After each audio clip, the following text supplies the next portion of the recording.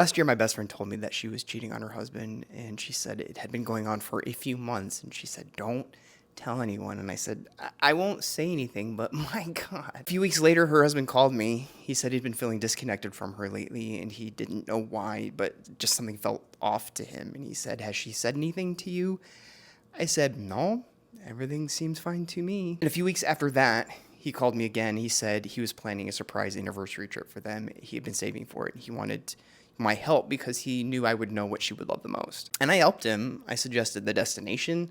I suggested the restaurant. And so a few days after they got back, her husband stopped by, and I could tell immediately that he seemed lighter.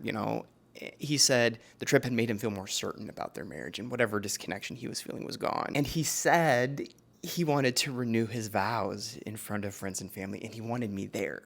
I said, "Sure, I'll be there." I had decided not to tell him about the affair, and I kept deciding not to tell him. Now I'm standing there agreeing to come watch him recommit to my friend who is cheating on him. The secret hadn't changed. I knew the same thing standing there in front of him that I knew that first night that he called. The affair was happening. What changed was the cost of saying it. It had been accumulating the entire time without any sort of spectacle or dramatic moment. Just conversation after conversation where the decision remained unresolved and the weight of making that decision got heavier. That's what I mean when I talk about pacing in fiction. Writers think a faster story is a tenser story. It is not. The reader isn't responding to activity. They're responding to consequence. The feeling that waiting is making something worse. Every scene where that decision doesn't get made is a scene where the future gets heavier. The character knows what needs to happen, but the story keeps holding them there while the conditions around them tighten. That is how you deliberately control